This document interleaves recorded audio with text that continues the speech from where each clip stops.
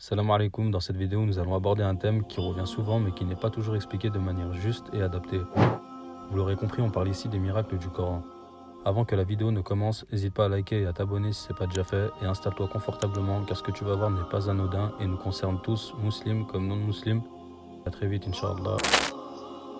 Le saviez-vous, dans le passé les gens pensaient que seuls les humains organisaient des funérailles pour leurs morts. Cependant, ce n'est pas le cas car même les corbeaux font également des funérailles pour leurs morts. Cela a été connu récemment par la science, mais a été décrit dans le Coran il y a 1400 ans. Allah dit dans la sourate Al-Maïda, verset 31, « Puis Allah envoya un corbeau qui se mit à gratter la terre pour lui montrer comment ensevelir le cadavre de son frère. Il dit, « Malheur à moi, suis-je incapable d'être comme ce corbeau, à même d'ensevelir le cadavre de mon frère ?» Il devint alors du nombre de ceux que ronge le remords. Comment Mohammed alayhi salatu wassalam, qui a vécu il y a 1400 ans et qui était illettré, donc ne savait ni lire ni écrire, aurait-il pu savoir que les corbeaux ont un comportement similaire à celui des humains? Vous êtes sûrement déjà au courant, mais plus l'humain prend de l'altitude et plus son niveau d'oxygène baisse. Les vaisseaux sanguins des poumons se contractent, rendant difficile la respiration en raison du manque d'oxygène. L'oxygène dans l'atmosphère diminue, ce fait a été décrit par la science que récemment, mais mentionné dans le Coran il y a 1400 ans. Allah Azza wa Jal dit dans la sourate 6, verset 125, « Et puis quiconque Allah veut guider, il ouvre la poitrine à l'islam. Et quiconque il veut égarer, il rend sa poitrine étroite et gênée, comme s'il s'efforçait de monter au ciel. Ainsi, Allah inflige sa punition à ceux qui ne croient pas. » La recherche scientifique a montré que les animaux et les oiseaux vivent en communauté, c'est-à-dire qu'ils s'organisent, vivent et travaillent ensemble. Même les animaux les plus solitaires se socialiseront à un moment donné de leur vie. Cela a été découvert il y a quelques années par le biais des recherches, mais sans surprise mentionnées dans le Coran il y a 1400 ans. Dans la sourate 6, verset 38, Allah dit « Nulle bête marchant sur terre, nul oiseau volant de ses ailes qui ne soit comme vous en communauté. Nous n'avons rien omis d'écrire dans le livre, puis c'est vers leur Seigneur qu'ils seront ramenés. » En 1929, Edwin Hubble, un astronome, a fait une découverte critique qui a rapidement conduit à des réponses scientifiques concernant l'univers. Il a découvert que l'univers était en expansion après avoir observé que les étoiles et galaxies s'éloignaient les unes des autres. Cette chose était déjà mentionnée dans le Coran 14 siècles auparavant. Allah dit dans la sourate 51, verset 47, « Le ciel, nous l'avons construit par notre puissance et nous l'étendons constamment dans l'immensité. » Encore une fois, c'est une chose que le prophète Mohammed alayhi salatu wassalam ne pouvait pas savoir au fin fond du désert d'Arabie sans une intervention divine de la part d'Allah à son messager.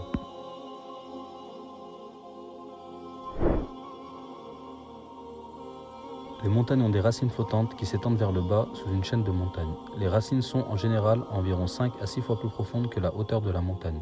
Ce fait est connu à cause de la nouvelle technologie, mais décrit dans le Coran il y a 1400 ans. Allah dit dans le Coran, sourate 78, versets 6 et 7, « N'avons-nous pas fait de la terre une couche et placé des montagnes comme des piquets ?» Il y a un autre fait surprenant du Coran au sujet des montagnes. La science dit que les montagnes exercent moins d'attraction gravitationnelle qu'elles ne devraient, car elles ont des racines. Leur matière moins dense s'étend jusqu'à la planète, à l'intérieur plus dense de laquelle ils flottent, comme des icebergs dans l'eau. Les masses continentales se dressent bien au-dessus du fond de l'océan parce qu'elles flottent dans un substrat de roche plus dense.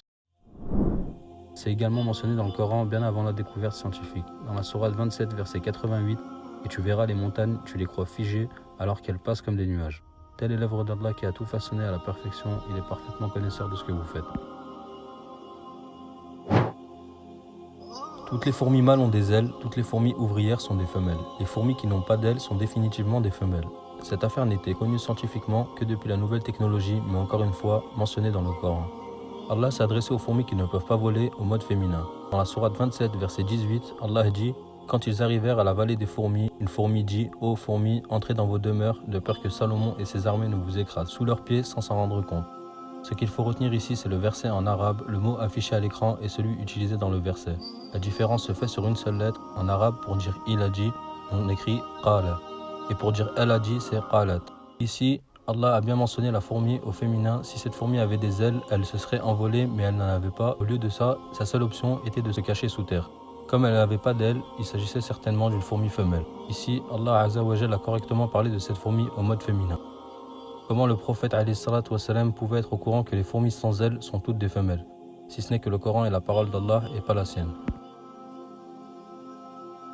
Une petite remarque sur les fourmis, certains diront que c'est faux car les reines des fourmis ont aussi des ailes. Les reines des fourmis sont des fourmis qu'on ne voit pas aux alentours car elles ne servent qu'à pondre. Elles ne sortent jamais à moins d'être menacées et perdent également leurs ailes après la reproduction. Les fourmis dont on parle ici dans le Coran sont des fourmis ouvrières. qui sortent et nous les voyons dans nos maisons et à différents endroits. Car elles, les fourmis, sont sorties et doivent entrer dans leur maison, ou leur cachette selon le verset, et ce sont toutes des femelles.